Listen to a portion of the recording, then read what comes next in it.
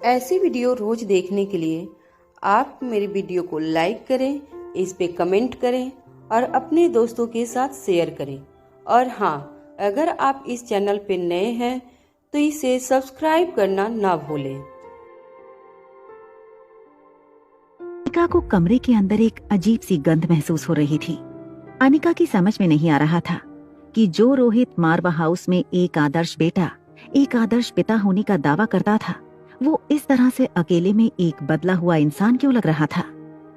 रोहित ने कुल मिलाकर 4 शराब की बोतलें खाली कर रखी थीं और ऐश ट्रे में देखकर ऐसा लग रहा था जैसे रोहित ने सिगार का एक पूरा का पूरा बॉक्स खत्म कर दिया था।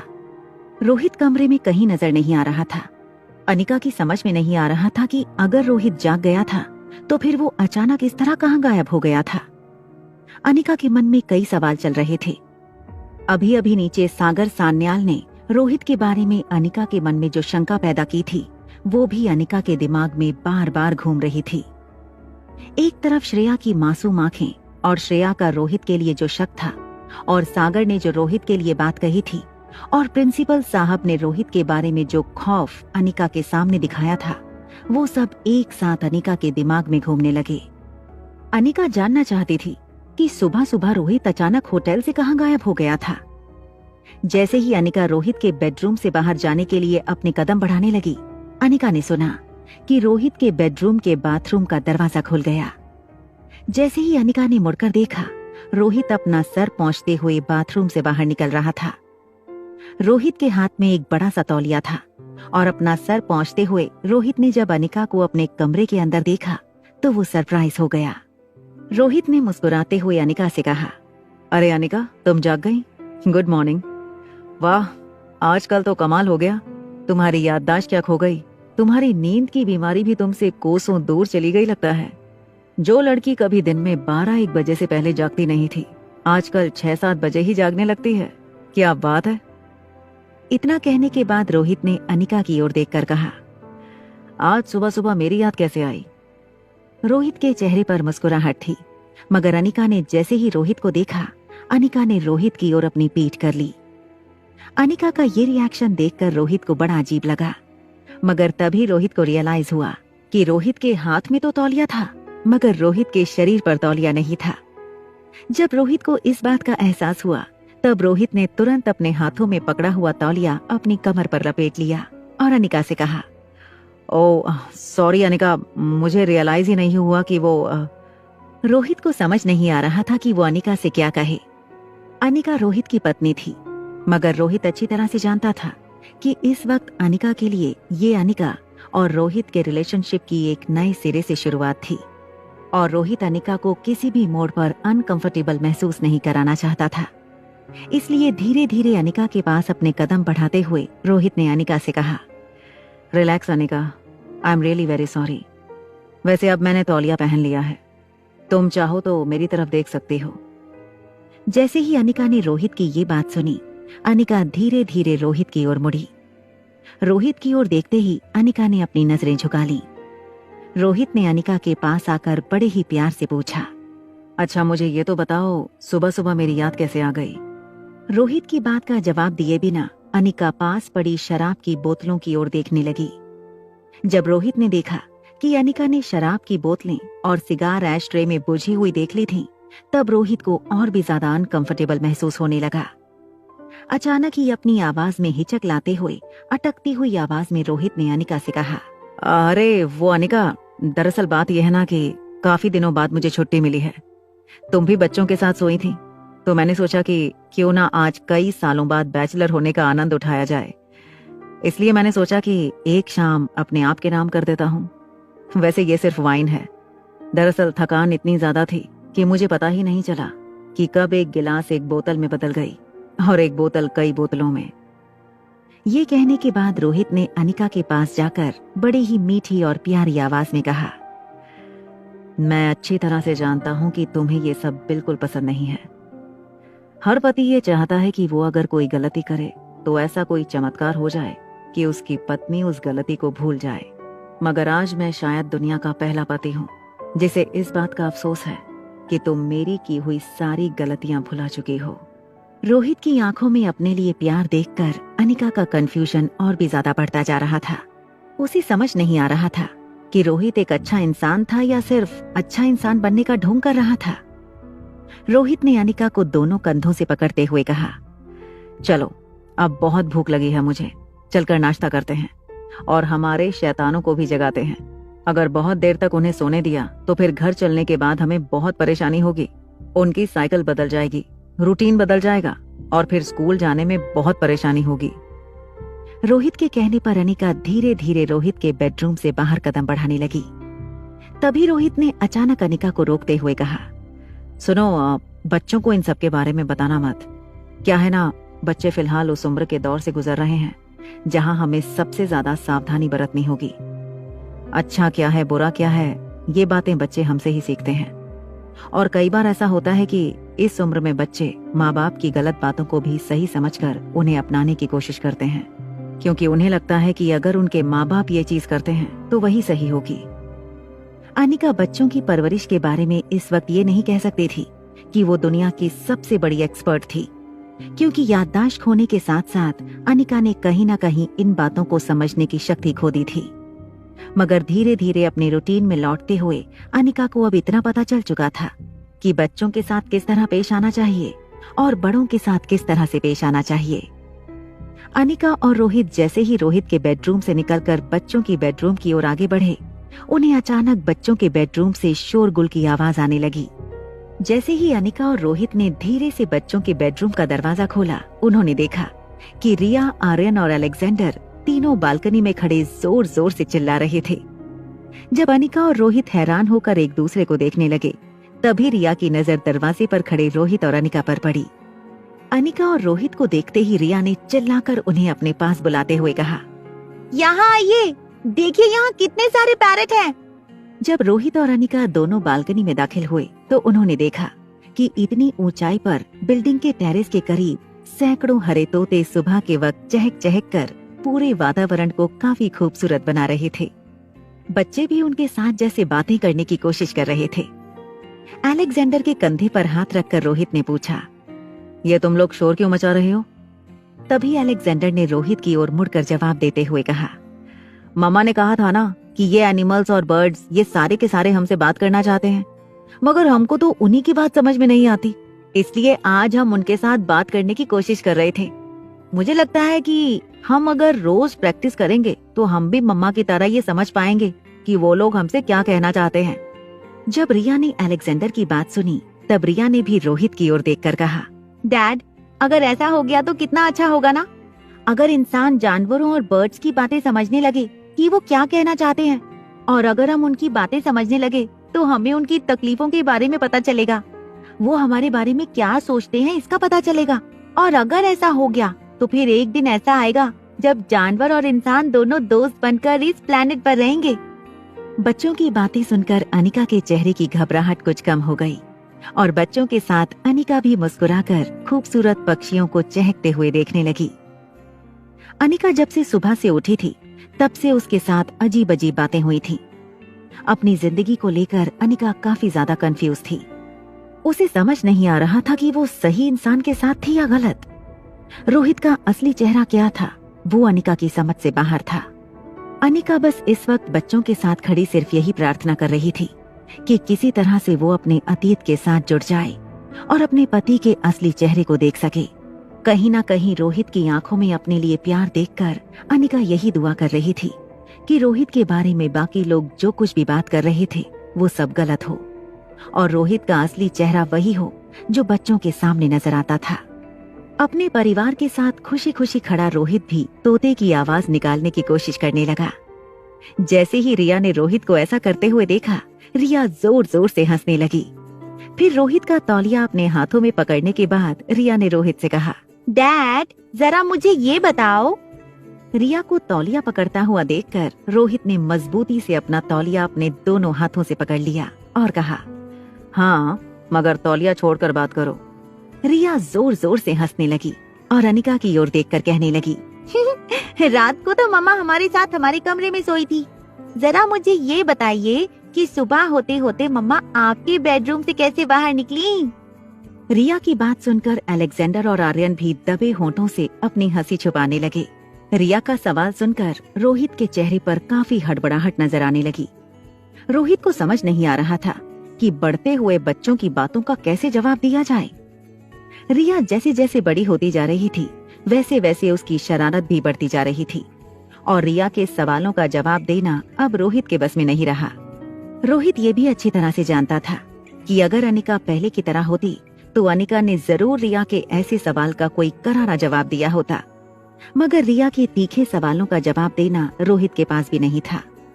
हालांकि रिया का स्वभाव अनिका जैसा था, मगर रिया रोहित से ज्यादा प्यार करती थी और आर्यन का स्वभाव रोहित जैसा था, मगर आर्यन अनिका से ज्यादा प्यार करता था।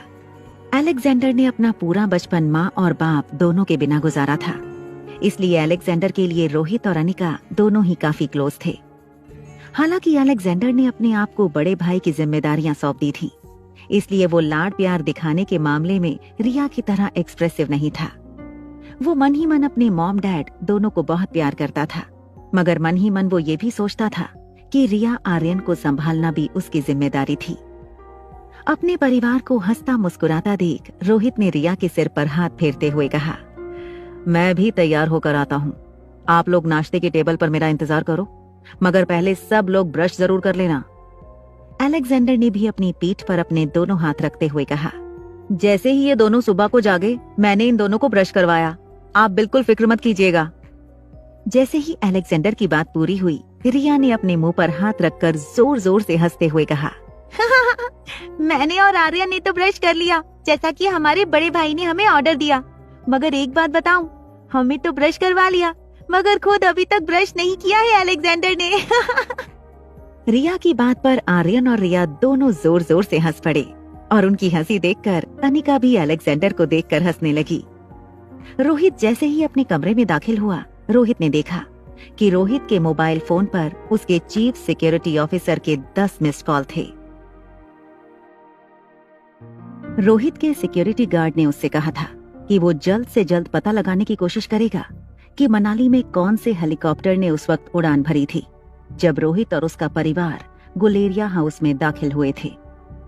रोहित अच्छी तरह से जानता था कि जो कोई भी था जो अनिका पर नजर बनाए हुए था, जिसने अनिका की किडनैपिंग की थी या अनिका को किडनैपर से बचाया था, उसका सीधा सीधा रिश्ता था उस हेलीकॉप्टर से और उस काली गाड़ी से जो आज भी मारवा हाउस के पार्किंग लॉट में खड़ी थी। काली गाड़ी मिलने के बावजूद भी काली गाड़ी के मालिक तक किसी भी हालत में पहुंचा नहीं जा सकता था। ना तो काली गाड़ी के कोई रिकॉर्ड मिले थे और ना ही भूमिका और उसके स्पेशल डिपार्टमेंट ये पता लगा पाए थे कि काली गाड़ी कहां से आई थी और काली गाड़ी में अनिका को मारवा हाउस छोड़ने के पीछे किसका हाथ था। रोहित ने जब अपने सिक्योरिटी ऑफिसर को फोन लगाया तो सिक्योरिटी ऑफिसर ने तेज सांसें लेते हुए रोहित से कहा, सर, आपने जो कहा था वही हुआ। सिक्योरिटी ऑफिसर की बात सुनकर रोहित चौंक गया। सिक्योरिटी ऑफिसर ने अपनी बात आगे बढ़ाते हुए कहा, सर, बड़ी अजीब बात है। हमने हमारी सारी पहचान और सारी ताकत लगाने के बाद यहाँ के एयर ट्रैफिक कंट्रोलर से स्पेशल परमिशन पर ये छानबीन करने की रिक्वेस्ट की थी कि वो पता लगाएं कि कल सुबह 9 से 10 के बीच में मनाली के गुलेरिया हाउस वाले लोकेशन से कौन से हेलीकॉप्टर ने उड़ान भरी थी। मगर सर, हैरत की बात ये रही कि एयर ट्रैफिक कंट्रोलर ने हमें बताया कि कल उनके रडार पर किसी हेलीकॉप्टर को देखा ही नहीं गया था। यहाँ तक कि पिछले 3 दिनों में ना तो ही कोई हेलीकॉप्टर मनाली के अंदर आया और ना ही मनाली से बाहर गया। सर, ये बात काफी हैरान करने वाली है। मगर सर, मुझे ऐसा भी लग रहा है कि हो सकता है कि उस हेलीकॉप्टर के मार्क पहले ही वहाँ बने हों। गुलेरिया हाउस के अंदर छुपे हुए आदमी का वहाँ से भागना और फिर हमारा उस हेलीकॉप्टर के निशान तक पहुँचना, ये सब एक कोइंसिडेंस हो सकता है सर। रोहित भी बड़े ध्यान से अपने सिक्योरिटी ऑफिसर की बातें सुन रहा था, मगर मन ही मन रोहित गहरी सोच में डूबा हुआ था। रोहित ये नहीं समझ पा रहा था कि इतने सारे कोइंसिडेंसेस एक साथ कैसे हो सकते हैं। खंडर जैसे गुलेरिया हाउस में दाखिल होने पर रोहित या किसी को भी इस बात का अंदेशा नहीं हो सकता था कि उस खंडर जैसे दिखने वाले घर के अंदर कोई रह भी सकता है। मगर जब रोहित ने उस कमरे को खोलकर देखा, तब उसे पक्का यकीन हो गया कि कुछ ही वक्त पहले उस कमरे से कोई गायब हुआ था। उसके बाद गुलेरिया हाउस के कुछ ही मीटर की दूरी पर इस तरह से हेलीकॉप्टर के पहियों के निशान मिलना, जो आदमी वहाँ से गायब हुआ था उसका इस तरह से लापता हो जाना, ये सब एक कोइंसिडेंस नहीं हो सकता। रोहित को कहीं ना कहीं लग रहा था कि हो ना हो, जो आदमी गुलेरिया हाउस के अंदर छुपा बैठा था वो उस हेलीकॉप्टर के जरिए वहां से गायब हुआ था। रोहित ये बात भी अच्छी तरह से जानता था कि रोहित के सिक्योरिटी गार्ड्स और सिक्योरिटी संभालने वाले खुद भी हाई रैंकिंग ऑफिसर्स थे और मारवा ग्रुप ऑफ इंडस्ट्री का दबदबा इतना था कि कुछ पैसे और कुछ पहचान इस्तेमाल करके वो हायर अथॉरिटीज को कम से कम इस बात के लिए तो जरूर कन्विंस कर सकते थे कि वो उन्हें इस तरह की इन्फॉर्मेशन दें। अपने चीफ सिक्योरिटी ऑफिसर की बात सुनने के बाद रोहित कुछ देर तक मन ही मन कुछ सोचने लगा। जब चीफ सिक्योरिटी ऑफिसर को लगा कि काफी वक्त तक रोहित फोन पर खामोश था, तो चीफ सिक्योरिटी ऑफिसर ने रोहित से पूछा, सर, क्या आप लाइन पर हैं? अचानक अपना होश संभालते हुए रोहित ने उस चीफ सिक्योरिटी ऑफिसर से कहा, हाँ, क्या तुम मेरे एयर ट्रैफिक कंट्रोलर से बात करवा सकते हो? कुछ देर फोन पर खामोश रहने के बाद चीफ सिक्योरिटी ऑफिसर ने रोहित से कहा, सर, मुझे थोड़ा वक्त दीजिए, मैं अभी कुछ ही देर में आपकी बात करवाता हूँ उससे। फोन डिस्कनेक्ट करने के बाद रोहित गहरी सोच में डूब गया। आईने में देखते हुए रोहित ने अपने कपड़े बदल लिए, मगर रोहित को देखकर ऐसा लग रहा था जैसे रोहित गुलेरिया हाउस में हुए पूरे के पूरे इंसिडेंट को समझने की कोशिश कर रहा था। रोहित के दिमाग में बार बार वो कमरा आ रहा था जहां से वो खुली किताब मिली थी, और उस कमरे की सजावट देखकर ये कहा जा सकता था कि वहां जरूर कोई रहता था। रोहित ने कभी भूत प्रेत इत्यादि की बातों में कभी विश्वास नहीं किया था, मगर रोहित का छुपा हुआ पावरफुल दुश्मन किसी प्रेत आत्मा से कम नहीं था, जो रोहित के सामने था मगर उसे नजर नहीं आ रहा था। बार बार वो रोहित की आंखों के सामने से गायब हो जाता था। रोहित बस आईने में अपने आप को देखकर ये समझने की कोशिश कर रहा था कि क्या इस तरह से अचानक अनिका का घर लौट आना, उससे पहले अचानक हुई अनिका की किडनैपिंग, गुलेरिया हाउस से इस तरह किसी का गायब हो जाना, क्या ये सारी की सारी चीजें एक दूसरे से कनेक्टेड थीं? रोहित ने कई बार कोशिश की अपने आप को मनाने की कि ये सारी चीजें एक दूसरे के साथ कोई कनेक्शन नहीं रखती थीं, मगर फिर भी बार बार रोहित का मन रोहित से कह रहा था कि हो ना हो ये सारी की सारी चीजें कनेक्टेड थीं। कुछ देर बाद रोहित के फोन पर फिर से उसके चीफ सिक्योरिटी ऑफिसर का फोन आया। जब रोहित ने फोन कनेक्ट किया तो चीफ सिक्योरिटी ऑफिसर ने रोहित से कहा, सर, कॉन्फ्रेंस कॉल पर एयर ट्रैफिक कंट्रोलर है। जैसे ही रोहित के चीफ सिक्योरिटी ऑफिसर ने ये बात कही, रोहित को फोन पर एक और आवाज सुनाई दी, sir, it is an honour to speak to you. वैसे तो आपके चीफ सिक्योरिटी ऑफिसर ने जो इन्फॉर्मेशन मांगी है वो ऑफिशियल तौर पर मैं आपको नहीं दे सकता, मगर मैं अच्छी तरह से जानता हूँ कि मारवा परिवार की security is strict in this matter. इसलिए एक जिम्मेदार सरकारी नौकर होने की हैसियत से अगर मेरी किसी भी इंफॉर्मेशन से आपके परिवार की सिक्योरिटी और सेफ्टी रखी जा सकती है तो मुझे बहुत खुशी होगी। रोहित अच्छी तरह से जानता था कि अक्सर कई लोग रोहित के साथ मिलकर उससे बात करके उसकी गुड बुक्स में आने की कोशिश करते थे, चाहे वो सरकारी नौकर हो या किसी प्राइवेट कंपनी का एम्प्लॉय।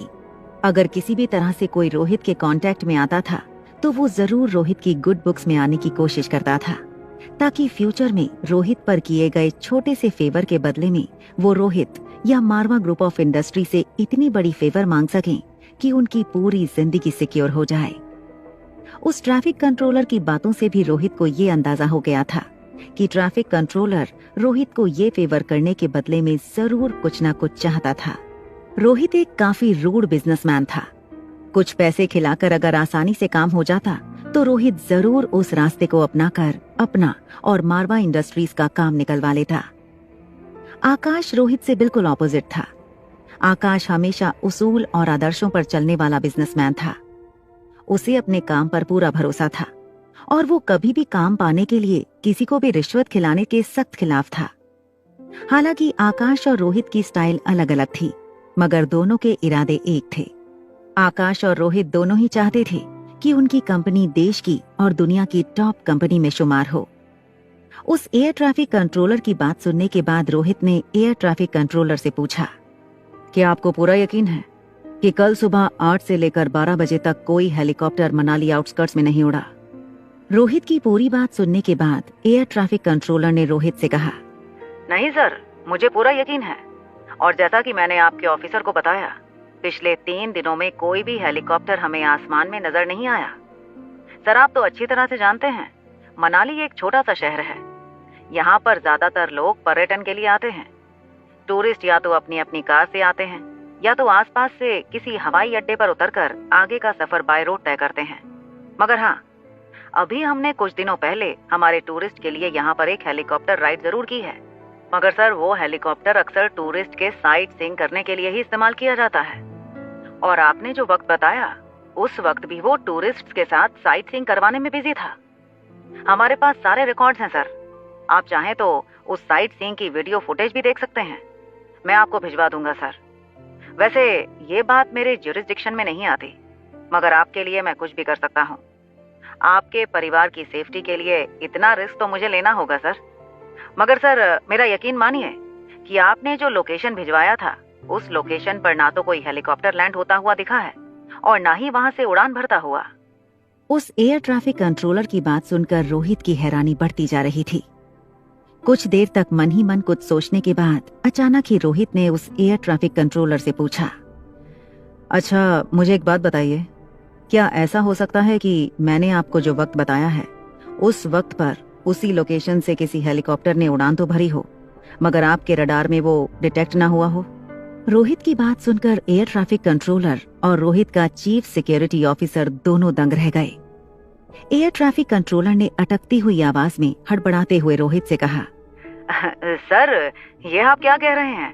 I mean, मैं ये नहीं कहता कि ऐसा नहीं हो सकता, ऐसा जरूर हो सकता है, मगर ऐसा होने के चांसेस बिल्कुल जीरो हैं सर।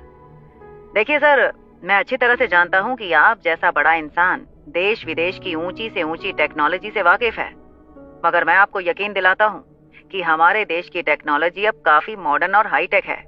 हमारे देश के खतरनाक और पावरफुल दुश्मनों के हवाई जहाज किसी भी वक्त हमारे देश की सीमा के अंदर न घुसाएं। इसके लिए हमने हमारी टेक्नोलॉजी भी काफी ज्यादा हाईटेक और इंटरनेशनल स्टैंडर्ड्स के हिसाब से अपग्रेड की है। सर इस वक्त मैं ये दावे के साथ कह सकता हूँ कि हमारे देश का सबसे खतरनाक दुश्मन भी हमारे रडार में आए बिना हमारे देश की सीमा के अंदर घुसपैठ नहीं कर सकता। चाहे दुश्मन देश कितना भी बड़ा हो और चाहे वो जहाज कितना भी हाईटेक क्यों ना हो। उस एयर ट्रैफिक कंट्रोलर की पूरी बात सुनने के बाद रोहित ने एयर ट्रैफिक कंट्रोलर से कहा, आप जो कह रहे हो वो बिल्कुल ठीक है, मगर मुझे सिर्फ ये बताइए कि क्या ऐसा हो सकता है कि कोई ऐसा हाईटेक हेलीकॉप्टर बने जो आपके रडार में डिटेक्ट हुए बिना ही आ जा सके और आपके रडार को उसकी भनक भी ना हो? रोहित की पूरी बात सुनने के बाद एयर ट्रैफिक कंट्रोलर और रोहित का चीफ सिक्योरिटी ऑफिसर बिल्कुल खामोश हो गए। कुछ देर खामोश रहने के बाद एयर ट्रैफिक कंट्रोलर ने रोहित से कहा, सर ऐसा हो तो सकता है। जैसे ही रोहित ने एयर ट्रैफिक कंट्रोलर की ये बात सुनी, आईने में अपना चेहरा देख रहे रोहित के चेहरे का रंग उड़ गया। रोहित ने जैसे ही ये बात कही कि क्या कोई हवाई जहाज या हेलीकॉप्टर रडार की नजर से बचने में कामयाब हो सकता है, तो कुछ देर तक फोन में खामोशी छाई रही। रडार वो डिवाइस होता था जो अपने कुछ किलोमीटर के रेडियस में घुसपैठ करने वाले किसी भी हवाई जहाज या हेलीकॉप्टर को ढूंढ सकता था।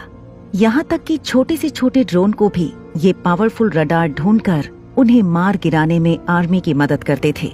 ये रडार इतने पावरफुल होते थे कि अगर दुश्मन देश का कोई भी अनआइडेंटिफाइड फ्लाइंग ऑब्जेक्ट हमारे देश की सीमाओं को पार करके हमारे आसमान में दाखिल होता है, तो उसे तुरंत डिटेक्ट करके उसको खत्म करने से मदद भी कर सकती थी। कई बार नॉर्मल पैसेंजर हवाई जहाज भी अपना रास्ता भटक जाते थे और उन्हें सही रास्ता दिखाने के लिए भी इन रडार का सहारा लिया जाता था। रोहित की पूरी बात सुनने के बाद उस एयर ट्रैफिक कंट्रोलर ने अटकती हुई और हड़बड़ाती हुई आवाज में रोहित से कहा, सर ये हो तो सकता है, मगर ये काम करना किसी चमत्कार से कम नहीं होगा।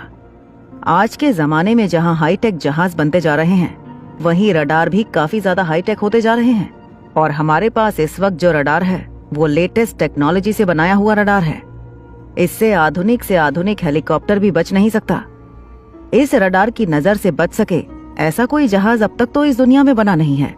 हालांकि आप अच्छी तरह से जानते हैं कि अलग अलग देश के साइंटिस्ट अपने दुश्मन देशों के इक्विपमेंट से बेहतर इक्विपमेंट्स बनाने के लिए दिन रात मेहनत कर रहे हैं, मगर अब तक सबसे ताकतवर देश के इंजीनियर्स भी ऐसा जहाज नहीं बना पाए जो इस तरह के रडार की नजरों से बचकर निकल जाए। उस एयर ट्रैफिक कंट्रोलर की बात सुनकर रोहित भी अपनी नजरें झुकाकर गहरी सोच में डूब गया। रोहित के चीफ सिक्योरिटी ऑफिसर ने कहा, सर मुझे लगता है कि ये सच कह रहे हैं। मैंने भी छानबीन की है। हमारे देश में फिलहाल जिस तरह के रडार इस्तेमाल किए जाते हैं उसे देखते हुए मुझे लगता है कि सबसे मॉडर्न टेक्नोलॉजी से बना हुआ हेलीकॉप्टर या जहाज भी उस रडार की नजरों में आए बिना ही निकल जाए। और सर समझिए कि अगर ऐसा है भी तो इतनी मॉडर्न टेक्नोलॉजी से बना हुआ हेलीकॉप्टर गुलेरिया हाउस के बाहर क्या कर रहा था? खंडर जैसे उस घर में इतने ताकतवर दुश्मन क्यों छुपेंगे? जिसके पास ऐसी ताकत हो कि वो खतरनाक से खतरनाक रडार की नजर से बचकर निकल सके, उसे छुपने के लिए पुराना खंडर जैसा गुलेरिया हाउस क्यों पसंद आएगा? रोहित भी अपने चीफ सिक्योरिटी ऑफिसर की बात सुनकर काफी कन्विंस हो गया था, मगर वो जानता था कि पर्दे के पीछे छुपा दोस्त या दुश्मन, वो जो कोई भी था, वो था बेहद ताकतवर।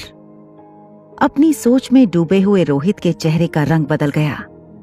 रोहित ने सोचते सोचते अपने दिमाग में एक ऐसी बात सोची थी जिसके दिमाग में आते ही अचानक रोहित को एक बिजली का झटका महसूस हुआ। अनिका के साथ रोहित ने खतरनाक ऑर्गेनाइजेशन के साथ एक बहुत बड़ी जंग लड़ी थी। रोहित अच्छी तरह से जानता था कि उस जंग का असली कारण था V16 पावर ड्रग।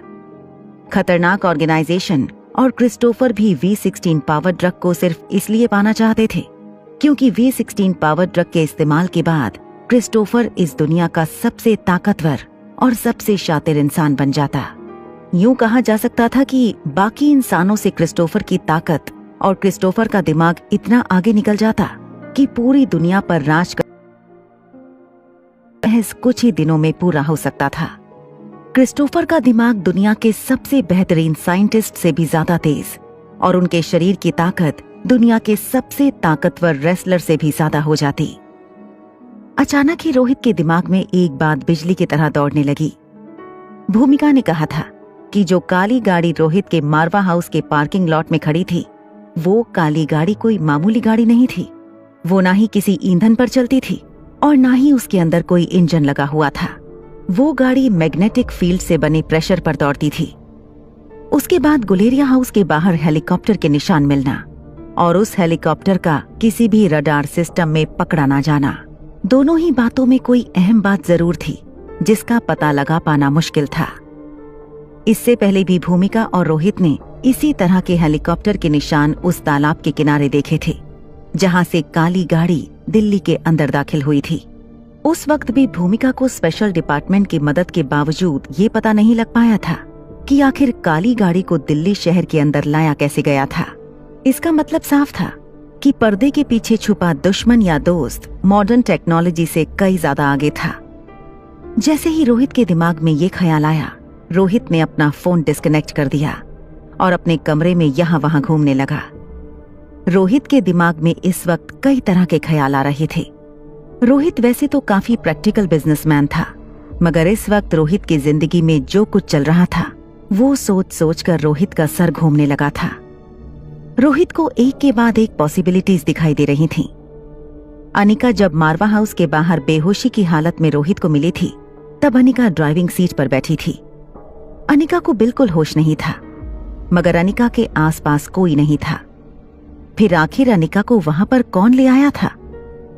रोहित ने जिस काली गाड़ी का पीछा किया था, वो काली गाड़ी एक्सीडेंट में पूरी तरह से खाक हो गई। मगर जब रोहित ने ड्राइविंग सीट पर जाकर देखा तो वहां कोई नहीं था और ना ही वहां आसपास किसी के भागने का कोई सुराग मिला था। रोहित का दुश्मन जमाने से कम 100-150 साल आगे चल रहा था। क्या इसका मतलब ये था कि फ्यूचर से कोई आदमी टाइम ट्रेवल करके इस पल में आकर अनिका को बचाने की कोशिश कर रहा था? दिमाग में ये ख्याल आते ही रोहित के माथे से पसीने छूटने लगे। रोहित जानता था कि ये सच नहीं हो सकता था। ये सिर्फ कहानियों और किताबों में पढ़ना और सुनना अच्छा लगता था। ऐसी बातों का वास्तविकता से कोई लेना देना नहीं था। मगर तभी अचानक रोहित को एक और ख्याल आया, V16 power drug. V16 power drug के बारे में जैसे ही रोहित को ख्याल आया, रोहित के चेहरे का रंग उड़ गया। रोहित का चीफ सिक्योरिटी ऑफिसर बार बार रोहित को कॉल लगा रहा था, मगर रोहित अपने हाथों में फोन बजता हुआ देखने के बावजूद अपनी ही दुनिया में खोया हुआ था। रोहित का चेहरा देखकर ऐसा लग रहा था जैसे रोहित पूरी तरह से सुन्न पड़ चुका था। रोहित ने सोचा था कि क्रिस्टोफर और खतरनाक ऑर्गेनाइजेशन के खात्मे के बाद V16 पावर ड्रग का सिलसिला हमेशा हमेशा के लिए खत्म हो गया था। रोहित ये भी जानता था कि जो V16 पावर ड्रग अनिका के बोन मैरो से एक्सट्रैक्ट किया गया था, उसके जरिए अलेक्जेंडर को बचा लिया गया था। मगर उसके बाद V16 पावर ड्रग का डोज हमेशा हमेशा के लिए इस दुनिया से सिमटकर अनिका की रगों में बहने लगा था। V16 पावर ड्रग के 2 डोज के जरिए लंदन वाली रेखा मौसी को बचाया गया था और उसके बाद क्रिस्टोफर यानी कि आशीष डोगरा को बचाया गया था। रोहित अच्छी तरह से जानता था कि V16 पावर ड्रग मिलने के बाद रेखा मौसी सचमुच काफी ज्यादा ताकतवर बन चुकी थी। मगर रेखा मौसी ने अपनी ताकत का कभी इस्तेमाल नहीं किया था। उन्होंने एनटीटी कंपनी भी अपने भतीजे के हवाले कर दी थी और बिजनेस से रिटायरमेंट ले ली थी। रेखा मौसी कई बार रोहित और अनिका को मिलने इंडिया आया करती थी। रेखा मौसी ने अपना ज्यादातर जीवन अब सोशल वर्क में लगा दिया था। रोहित रेखा मौसी को अच्छी तरह से जानता था। रोहित और अनिका के साथ एक के बाद एक हो रहे हादसों में रेखा मौसी का हाथ नहीं हो सकता था, ये बात पक्की थी। ना ही रेखा मौसी को अनिका और रोहित से छुपने की जरूरत थी और ना ही रेखा मौसी अनिका को नुकसान पहुंचाना चाहती थी। और अगर अनिका की जिंदगी में आया ये नया नकाबपोश इंसान अनिका का दोस्त था और अगर वो दोस्त रेखा मौसी थी, तो उन्हें अनिका और रोहित से छुपने की कोई जरूरत नहीं थी। वो दूसरा इंसान जिसे V16 पावर ड्रग का डोज मिला था, वो था क्रिस्टोफर।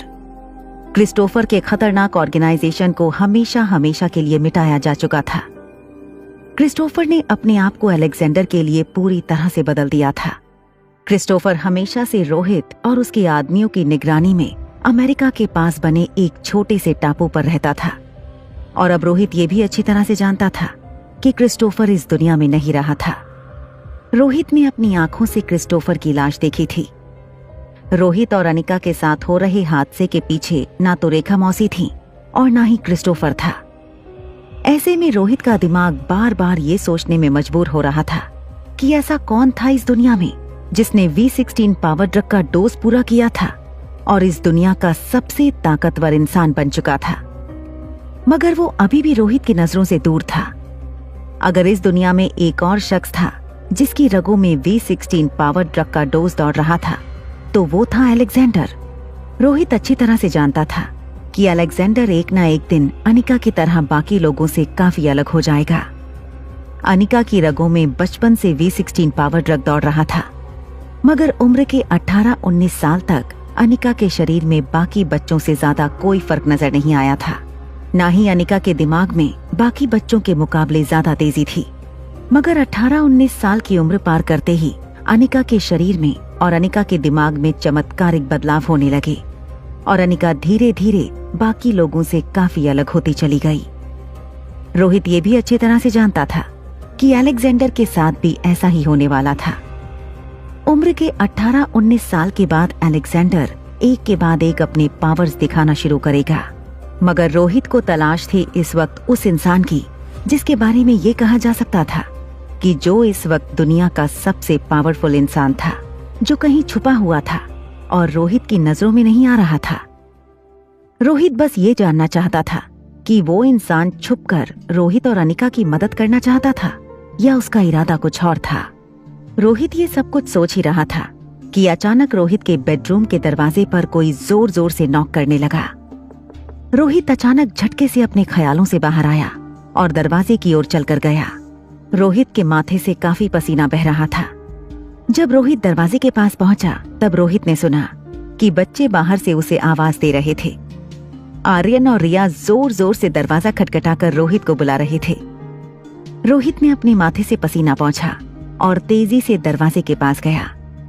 जब रोहित ने दरवाजा खोला, तब उसने देखा कि आर्यन और रिया दोनों ही काफी परेशान लग रहे थे और दोनों के चेहरे पर काफी घबराहट थी। रोहित ने आर्यन और रिया की ओर देखकर पूछा, क्या हुआ? तुम लोग इतने घबराए हुए क्यों हो? मम्मा कहाँ है? अलेक्जेंडर कहाँ है? रोहित अच्छी तरह से जानता था कि प्रेसिडेंशियल स्वीट में उसका परिवार पूरी तरह से सेफ था, मगर फिर भी बच्चों के चेहरे पर घबराहट देखकर रोहित तेजी से बच्चों के बेडरूम की ओर जाने लगा।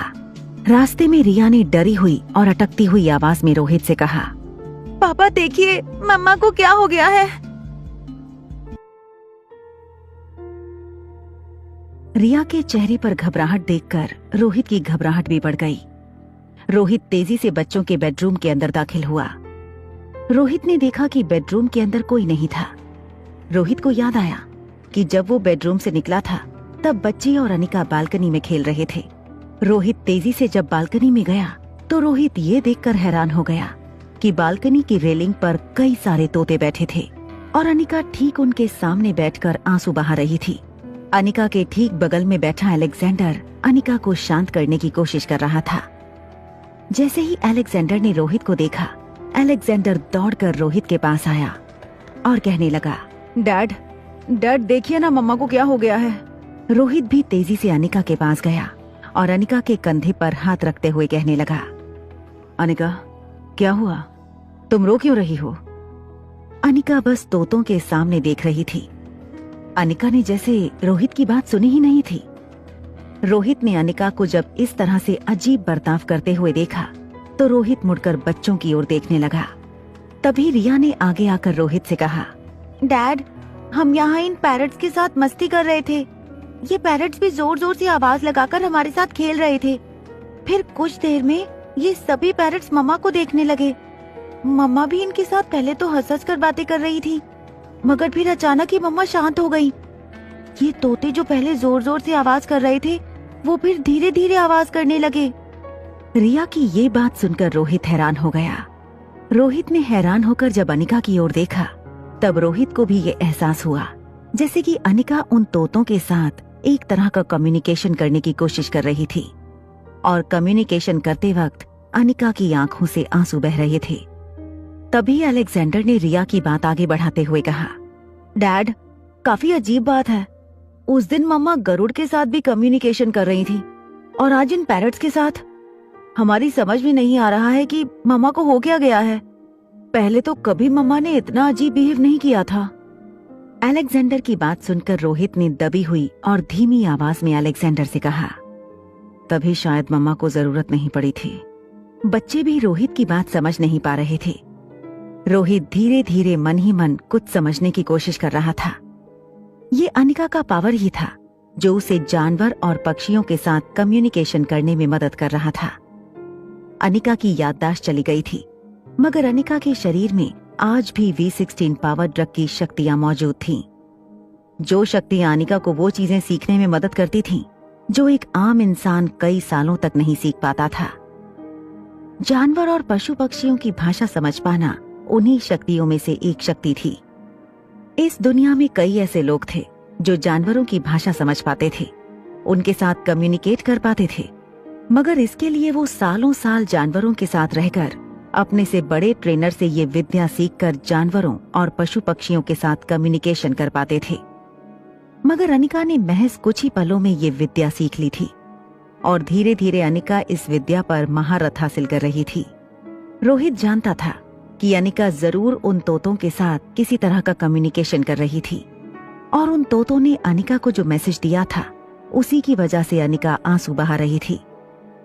रोहित ने अनिका के पास जाकर अनिका के कंधे पर फिर से हाथ रखकर अनिका को जरा सा हिलाते हुए पूछा, अनिका प्लीज बताओ क्या हुआ है। अनिका तुम क्या सोच रही हो। अनिका अभी भी खामोश थी और अनिका जैसे अपनी ही दुनिया अपनी ही सोच में डूबी हुई थी। रोहित ने फिर से अपनी आवाज ऊंची करते हुए अनिका से कहा, अनिका बच्चे बहुत परेशान हैं। देखो अगर तुम कुछ बताओगी नहीं, कुछ बोलोगी नहीं तो हमें कैसे पता चलेगा कि तुम क्यों आंसू बहा रही हो। तभी अचानक अनिका एक झटके से होश में आई। अनिका ने रोहित को जब अपने बगल में खड़ा देखा तब अनिका ने उन तोतों की ओर इशारा करते हुए कहा, ये बहुत बड़ी मुसीबत में है। अनिका की बात सुनकर रोहित और बच्चे सभी हैरान रह गए। रोहित ने पहले तो रेलिंग पर बैठे सभी तोतों की ओर देखा और फिर अनिका की ओर देखते हुए पूछा, क्या बात कर रही हो अनिका? क्या तुम इनकी भाषा समझ पा रही हो? क्या ये तुमसे कुछ कहना चाहते थे? तभी अनिका ने तोतों की ओर इशारा करते हुए रोहित से कहा, ये लोग बहुत बड़ी मुसीबत में हैं, हमें इनकी मदद करनी होगी। रोहित की समझ में नहीं आ रहा था कि अनिका ऐसा क्यों कह रही थी। अगर अनिका सचमुच तोतों की भाषा जानती थी तो क्या ये V16 पावर ड्रग का चमत्कार था या कुछ और। रोहित और बच्चों को हैरान परेशान देखकर अनिका ने कहा, इनके मालिक के साथ कुछ बहुत गलत हुआ है, हमें इनकी मदद करनी चाहिए। रोहित की समझ में नहीं आ रहा था कि वो उन बेजुबान पक्षियों की मदद कैसे कर सकता था। रोहित ने अनिका से कहा, ये तुम क्या कह रही हो अनिका, हम इनकी मदद कैसे कर सकते हैं। तभी अनिका ने हड़बड़ाती हुई आवाज में रोहित से कहा, हमें कुछ सोचना होगा, हमें कोई ना कोई तरीका सोचना होगा ताकि हम इनकी मदद कर सकें। अनिका के चेहरे की बेचैनी देखते हुए रोहित ने अनिका से कहा, अनिका देखो, काम डाउन, हमें साफ साफ बताओ कि हुआ क्या है। तभी अनिका ने गहरी सांस लेते हुए रोहित से कहा, ये सारे तोते और वहां टेरेस पर बैठे हमिंग बर्ड्स यही आसपास अपने मालिक के साथ कहीं रहते हैं। उनके मालिक को इस वक्त मदद की जरूरत है। ये सारे के सारे पक्षी यहाँ हमसे रिक्वेस्ट करने आए हैं। ये लोग मदद की भीख मांगने आए हैं। अनिका की बात सुनकर रोहित हैरानी से उन पक्षियों की ओर देखने लगा। हालांकि रोहित को ये बात बिल्कुल समझ नहीं आ रही थी कि वो पक्षी रोहित को देखकर किसी तरह का इशारा करने की कोशिश कर रहे थे। रोहित के चेहरे पर हैरानी देखकर अलेक्जेंडर ने रोहित के पास आकर कहा, मम्मा ने उस दिन गरुड़ के साथ भी इसी तरह से कम्युनिकेशन किया था, हमने अपनी आंखों से देखा था। I think mama can speak to them, they can communicate with मम्मा।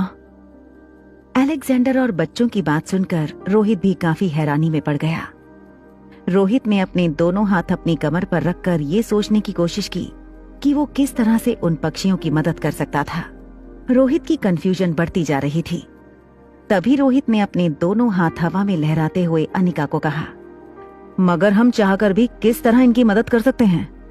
हमें तो ये भी नहीं पता कि ये लोग कहाँ से आए हैं, इनका मालिक इस वक्त कहाँ है। अनिका को भी काफी देर से इसी बात की हैरानी थी। अनिका जरूर उनके साइन समझ पा रही थी, मगर तोते चाहकर भी अनिका को अपने घर का पता नहीं बता सकते थे।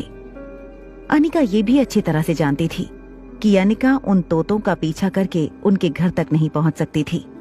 अगर कोई जमीन पर चलने वाला जानवर होता तो जरूर उसका पीछा करके उसके मालिक के घर का पता लगाया जा सकता था, मगर तोतों की उड़ान के सामने इंसान के पैर बिल्कुल बेबस थे। तभी अचानक रोहित के दिमाग में एक बात बिजली की तरह चमकी। रोहित ने तुरंत अपनी जेब से फोन निकाला और सनी को कॉल लगाया। सनी का कॉल कनेक्ट होते ही रोहित ने कहा, सनी एक काम करो, अभी के अभी हमारे सिक्योरिटी कैमरा में जो ड्रोन कैमरा इस्तेमाल किया जाता है उसे लेकर मेरे प्रेसिडेंशियल स्वीट में आओ। रोहित की ये बात सुनकर सनी भी हैरान रह गया था। सनी को खामोश देखकर रोहित ने कहा, डू इट राइट नाउ। और रोहित की ऊंची आवाज सुनते ही सनी ने कॉल डिस्कनेक्ट कर दिया। रिया समझ नहीं पा रही थी कि आखिर रोहित क्या करना चाहता था। ड्रोन कैमरा मंगवाकर आखिर रोहित करना क्या चाहता था, ये बात धीरे धीरे अलेक्जेंडर की समझ में आ रही थी। आर्यन भी बड़ी ही खामोशी से सब कुछ ऑब्जर्व कर रहा था। आर्यन जानता था कि रोहित जरूर कोई ना कोई तरीका निकाल लेगा जिससे ये पता लगाया जा सके कि आखिर इतने सारे पक्षी एक साथ कहां से निकल कर आए थे। प्रेसिडेंशियल स्वीट की बालकनी में खड़ा रोहित का परिवार जहां जहां तक नजर डालता था, दूर दूर तक वहां मनाली की खूबसूरत वादियां ही नजर आती थीं। ये पता लगा पाना बहुत मुश्किल था कि ये तोते और वो हमिंग बर्ड्स कहां से आए थे और उनके मालिक का घर कहां था। फिर अचानक रोहित ने अनिका की ओर देखकर अनिका से पूछा, क्या तुम इन्हें कोई मैसेज पास कर सकती हो? मेरा मतलब है, जैसे तुम्हें पता चला कि ये तोते एक साथ कहीं से उड़कर आए हैं और इनके मालिक को इस वक्त किसी की मदद की जरूरत है, क्या उसी तरह हमारा कोई मैसेज तुम इन तोतों तक पहुंचा सकती हो? अनिका काफी कंफ्यूज नजर आ रही थी। अनिका ने मन ही मन कुछ सोचने के बाद रोहित से कहा, देखो, इस वक्त तो मैं भी नहीं जानती कि मैं इनकी भाषा किस तरह से समझ पा रही हूँ। हाँ, मैं इतना जरूर कह सकती हूँ कि ये लोग तकलीफ में हैं। इनके साइन से, इनके कम्युनिकेट करने के तरीके से मैंने ये जानने की कोशिश की, मगर अपनी बातें इन तक पहुँचाने के लिए मुझे क्या करना होगा ये मैं नहीं जानती। हाँ, मगर मैं कोशिश जरूर कर सकती हूँ। जैसे ही अनिका ने रोहित से ये बात कही, रोहित को आवाज लगाता हुआ सनी कमरे के अंदर दाखिल हुआ। जब सनी ने देखा कि पूरा का पूरा परिवार बाहर बालकनी में खड़ा था तो सनी एक पल के लिए चौंक गया। सनी तेजी से बालकनी के अंदर आया और सनी ने देखा कि बहुत सारे तोते बालकनी की रेलिंग पर खड़े थे। एक तरफ अनिका परेशान नजर आ रही थी और दूसरी ओर बच्चे भी काफी परेशान नजर आ रहे थे। इस तरह का माहौल देखकर सनी काफी कंफ्यूज हो गया। रोहित के पास सनी को सब कुछ समझाने का वक्त नहीं था। सनी के हाथ से ड्रोन कैमरा अपने हाथ में लेते हुए रोहित ने अनिका से कहा, देखो अनिका, ये ड्रोन कैमरा है। ये बिल्कुल उसी तरह उड़ान भर सकता है जिस तरह की ये तोते। अगर किसी तरह तुम इन तोतों तक ये मैसेज पहुंचाओ कि ये अपने घर वापस लौटें, तो हम इस ड्रोन कैमरे के जरिए ये पता लगा सकते हैं कि इनका घर कहाँ है और फिर हम इनके घर पहुंचकर इनके मालिक की मदद कर सकते हैं। रोहित की बातें सुनकर सनी के चेहरे की परेशानी बढ़ती जा रही थी। सनी को समझ नहीं आ रहा था कि रोहित ये बहकी बहकी बातें क्यों कर रहा था। सनी के चेहरे पर हैरानी देखकर रिया ने सनी से कहा, देखो चाचू, ये सारे तोते किसी तरह की मुसीबत में हैं और हम सबको मिलकर इनकी हेल्प करनी है। मम्मा इनकी लैंग्वेज समझ सकती हैं। इन्होंने खुद मम्मा से कहा है कि इनके मालिक पर किसी तरह की मुसीबत आई है और हमें उन्हें बचाना है। रिया की बात सुनकर एक के बाद एक सनी को सारी बातें समझ में आ गईं। रोहित की बात सुनने के बाद अनिका ने अपनी आंखें बंद की और फिर अचानक एक झटके से अपनी आंखें खोलकर उन तोतों के सामने देखने लगी। अनिका किसी तरह से कोशिश कर रही थी उन तोतों को समझाने की कि वो वापस उड़कर अपने घर जाएं। मगर जितनी आसानी से अनिका उन पक्षियों की बात समझ पा रही थी, उतनी आसानी से वो अपनी बात समझा नहीं पा रही थी। मगर अनिका ने कोशिश नहीं छोड़ी। अनिका ने लगातार अपनी आंखों के जरिए उन तोतों को ये कम्युनिकेट करने की कोशिश की कि वो वापस उड़ान भरकर अपने घर वापस जाएं। अनिका कई मिनटों तक अपनी कोशिश करने लगी। तभी अचानक रेलिंग के कोने से एक तोते ने छलांग लगाकर आकाश में उड़ान भरी। उस तोते को देखकर बाकी के तोते भी रेलिंग से छलांग लगाकर आकाश में उड़ान भरने लगे। तोतों को इस तरह उड़ान भरते हुए देखकर सनी के साथ आए एक टेक्नीशियन ने ड्रोन कैमरा हवा में छोड़ दिया। उनके हाथ में एक मशीन थी जिसके जरिए ये देखा जा सकता था कि ड्रोन कैमरा उन तोतों का पीछा करते हुए कहां जा रहा था। बच्चे बड़ी ही हैरानी से देख रहे थे कि किस तरह वो ड्रोन इक्विपमेंट उड़ते हुए उन तोतों का पीछा करते हुए आगे बढ़ रहा था। वैसे तो रिया, आर्यन और अलेक्जेंडर इस टेक्नोलॉजी के बारे में अच्छी तरह से जानते थे, मगर अक्सर वो अपनी रील बनाने के लिए या वीडियो बनाने के लिए इस तरह के इक्विपमेंट का इस्तेमाल किया करते थे। मगर आज उड़ते हुए तोतों की कहानी का सच जानने के लिए एक ड्रोन का इस्तेमाल किया जा रहा था। ये देखकर बच्चों के चेहरे पर काफी एक्साइटमेंट नजर आ रही थी। ड्रोन कैमरा को आसमान में छोड़ने के बाद वो टेक्नीशियन अपने हाथों में पकड़े हुए एक छोटे से मशीन के जरिए ड्रोन कैमरा को आसमान में उन तोतों के पीछे उड़ा रहा था। टेक्नीशियन के हाथों में पकड़े हुए इक्विपमेंट में एक स्क्रीन लगी हुई थी जिसके जरिए टेक्नीशियन ये देख पा रहा था कि ड्रोन कैमरा अपनी आंखों से क्या देख पा रहा था। उस स्क्रीन पर जब रोहित और बच्चों ने नजर डाली तो उन्हें एहसास हुआ कि ड्रोन कैमरा तोतों के पीछे उड़ान भरते हुए पैराडाइज इंटरनेशनल होटल की बाउंड्री से बाहर निकल गया। बच्चों के लिए ये सारी चीजें काफी एक्साइटिंग थी, खासकर रिया जिसे टेक्नोलॉजी बेहद पसंद थी। रिया ने स्क्रीन में देखते हुए जोर से सीटी बजाकर कहा, वाओ, ये तो किसी साइंस फिक्शन फिल्म जैसा है। ऐसा लग रहा है जैसे हम किसी सीक्रेट मिशन पर हैं। रोहित ने रिया को प्यार से चपत लगाते हुए कहा, रिया बी सीरियस, ये तुम्हारी कोई वर्चुअल गेम नहीं है। यहाँ किसी इंसान की जान मुसीबत में है और उसके पालतू पक्षी उसकी जान बचाने के लिए यहाँ तक आए हैं। ड्रोन कैमरा तोतों का पीछा करते हुए झाड़ियों के बीच होते हुए मनाली के एक बड़े तालाब के ऊपर से गुजरने लगा। रोहित की सिक्योरिटी में जो ड्रोन कैमरा शामिल किया गया था, वो ड्रोन अपने बेस पॉइंट से कई किलोमीटर दूर तक उड़ान भर सकता था। ये बिल्कुल उसी तरह से ड्रोन कैमरा की तरह था जो सरहद पार सुरक्षा के लिए आर्मी वाले इस्तेमाल किया करते थे। मगर paradise international national and international clients को होस्ट करने वाला होटल था और इसलिए यहाँ पर सिक्योरिटी के इंतजाम भी बिल्कुल टॉप क्लास के थे और इसलिए इस तरह के इक्विपमेंट्स भी सिक्योरिटी के लिहाज से होटल में रखे गए थे। तालाब के बाद एक बड़ी सी मार्केट से गुजरते हुए वो ड्रोन कैमरा उन तोतों का पीछा करते हुए एक छोटे से गलियारे के अंदर दाखिल हो गया। कुछ देर तक उन गलियारों में उड़ान भरते हुए वो ड्रोन कैमरा अचानक ही एक जगह पर जाकर अटक गया। वो तोते एक पुराने से लग रहे मकान की छत के ऊपर जाकर बैठ गए। जब उस टेक्नीशियन ने ड्रोन कैमरा को चारों तरफ घुमाया तो उसे एहसास हुआ कि वो काफी भीड़ भड़ाके वाली एक बड़ी सी गली थी, जिसमें कई सारे पुराने लगने वाले लकड़ी के मकान नजर आ रहे थे। मगर जिस मकान पर तोते बैठे थे वो मकान छोटा था और पुरानी लकड़ी की वजह से उस मकान का लुक बाकी सारे मकानों से ज्यादा बदहाल लग रहा था। जब टेक्नीशियन ने कैमरा चारों तरफ घुमाया तो उसे एहसास हुआ कि उस घर की सारी खिड़कियां और दरवाजे बंद थे। उस टेक्नीशियन ने रोहित और सनी की ओर देखकर कहा, सर लगता है यही वो मकान है जहां ये तोते हमें ले जाना चाहते हैं। सिटी मार्केट के ठीक पीछे एक छोटी सी बस्ती है जहां ज्यादातर लोग लकड़ियों का व्यापार करते हैं। ये ओल्ड मनाली का एक बेहद पुराना हिस्सा है। जैसे ही अनिका ने टेक्नीशियन की बात सुनी, अनिका ने रोहित की ओर देखकर कहा, मुझे लगता है कि हमें जल्दी से जल्दी वहां पहुंचना चाहिए।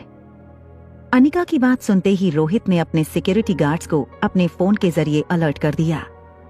जैसे ही रोहित और अनिका प्रेसिडेंशियल स्वीट से बाहर निकले, बच्चे भी दौड़कर रोहित और अनिका का पीछा करने लगे। मगर बच्चों को अपने साथ आता हुआ देखकर रोहित ने बच्चों को रोकते हुए कहा, देखो बच्चों, मुझे लगता है कि तुम्हें यहीं पर रहकर हमारा इंतजार करना चाहिए। हम कुछ ही देर में लौट आएंगे। हो सकता है उन तोतों का मालिक उस कमरे के अंदर लॉक हो गया हो या वो बीमार हो। हम उसकी मदद करके तुरंत लौट आएंगे। रोहित की बात सुनते ही रिया के चेहरे पर काफी गुस्सा आ गया। रिया ने अपने दोनों हाथ अपनी कमर पर रखकर रोहित से कहा, नहीं नहीं, हम भी आपके साथ ही चलेंगे। अरे इस इन्वेस्टिगेशन में हमने भी आपकी कितनी मदद की है। कितना एक्साइटिंग प्रोजेक्ट है ये। आप हमें ऐसे छोड़कर कैसे जा सकते हो।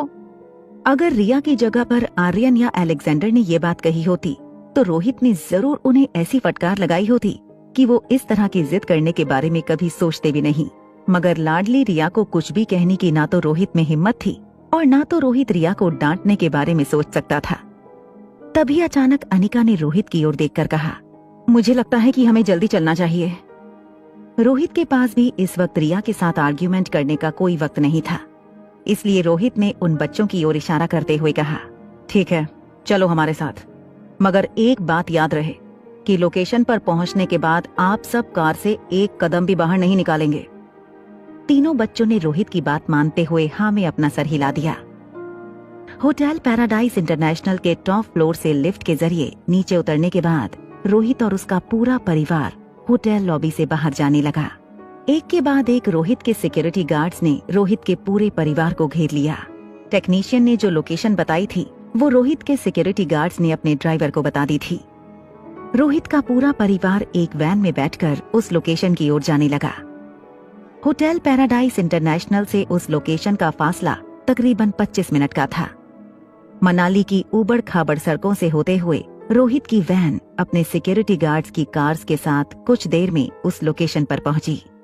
उस लोकेशन पर उतरने के बाद रोहित को ये एहसास हुआ कि ये वही लोकेशन था जहां अनिका की बुआ अपने पति के साथ रहा करती थी। लोकेशन पर पहुंचने के बाद रोहित के सिक्योरिटी गार्ड्स ने पहले तो पूरे एरिया में इस बात की छानबीन करी कि कहीं कोई ट्रैप तो नहीं बिछाया गया था। जब उनको यकीन हो गया कि पूरी तरह से सब कुछ सेफ था, तब रोहित के चीफ सिक्योरिटी ऑफिसर ने रोहित से कहा, sir everything is clear, you can come. Van से बाहर निकलने से पहले रोहित ने बच्चों की ओर देखा और कहा, मेरी एक बात अच्छी तरह से याद रखना, वैन के बाहर तुम तीनों में से कोई कदम नहीं रखेगा। जब तक मम्मा और पापा वापस नहीं आ जाते तुम लोग यहीं हमारा इंतजार करोगे। रोहित की बात सुनकर तीनों बच्चों ने हाँ में अपना सर हिला दिया। रोहित ने अनिका को सहारा देते हुए वैन से बाहर उतारा। रोहित और अनिका धीरे धीरे उस लकड़ी के मकान की ओर आगे बढ़ने लगे जिसकी छत पर तोते बैठे थे। आसपास काफी भीड़ इकट्ठा हो गई थी। ये रोज की बात नहीं थी जब इस तरह के मोहल्ले में इतनी बड़ी बड़ी गाड़ियां एक साथ नजर आती थीं। मोहल्ले के कई बच्चे गाड़ी को देखने के लिए इकट्ठा हुए थे, तो कई बड़े बुजुर्ग ये जानने के लिए उत्सुक थे कि आखिर मोहल्ले में कौन सा वीवीआईपी आया था और उसे इस तरह के मोहल्ले में क्या काम हो सकता था। जब रोहित की वैन रास्ते में थी, तब रोहित के सिक्योरिटी गार्ड्स ने लोकल पुलिस को भी खबर दे दी थी लोकल पुलिस की जीप भी एक के बाद एक मोहल्ले के अंदर दाखिल होने लगी। जब लोकल पुलिस अथॉरिटीज को इस बात का पता चला कि रोहित मारवा लकड़ी बाजार के पुराने मोहल्ले में जा रहा था, तो सभी लोग अलर्ट हो गए और एक साथ लोकल पुलिस की 3 जीप मौके पर आकर खड़ी हो गईं। जीप से उतरकर कुछ कांस्टेबल और कुछ सब इंस्पेक्टर दौड़कर रोहित के सिक्योरिटी गार्ड्स के पास आए। रोहित के चीफ सिक्योरिटी ऑफिसर ने इंस्पेक्टर से कहा, देखिए, आपको सुनने में शायद अजीब लगेगा, मगर इस मकान के अंदर कोई है जिसे हमारी मदद की जरूरत है। आपकी पुलिस टीम की इजाजत के बिना हम चाहकर भी कोई एक्शन नहीं ले सकते, इसीलिए मैंने आपको खबर दी थी। इंस्पेक्टर रोहित के चीफ सिक्योरिटी ऑफिसर की बात सुनकर काफी हैरान था। इंस्पेक्टर ने रोहित की ओर देखते हुए कहा, मगर सर, आप लोगों को कैसे पता चला कि यहाँ पर कोई ऐसा है जिसे मदद की जरूरत है? I mean, इंस्पेक्टर आगे कुछ बात कहता, उससे पहले रोहित ने इंस्पेक्टर की बात काटते हुए कहा, देखिए इंस्पेक्टर, इस वक्त हमारे पास आपको ये सारी बातें समझाने का वक्त नहीं है। हो सकता है कि हम यहाँ बाहर एक दूसरे के साथ सवाल जवाब करते रहें और अंदर कोई ऐसा हादसा हो जाए जिसे हम टाल सकते थे। रोहित की बात सुनते ही इंस्पेक्टर ने अपने हवलदारों को देखकर इशारा किया। इंस्पेक्टर और हवलदार उस लकड़ी के मकान के मेन गेट पर पहुंचकर दरवाजे को खोलने की कोशिश करने लगे। ऐसा लग रहा था जैसे दरवाजा किसी ने अंदर से बंद कर रखा था। उस इंस्पेक्टर ने हवलदार को इशारा किया। हवलदार ने जोर जोर से दरवाजे पर लात मारकर दरवाजे को खोलने की कोशिश की।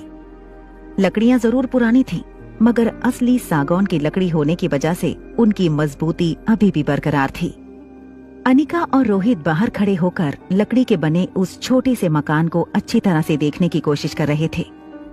छत पर बैठे तोते जोर जोर से आवाज कर रहे थे। तभी एक सब इंस्पेक्टर ने आसपास इकट्ठा हुए लोगों में से एक को आगे बुलाते हुए पूछा, जरा इधर आओ, इस लकड़ी के मकान में कौन रहता है?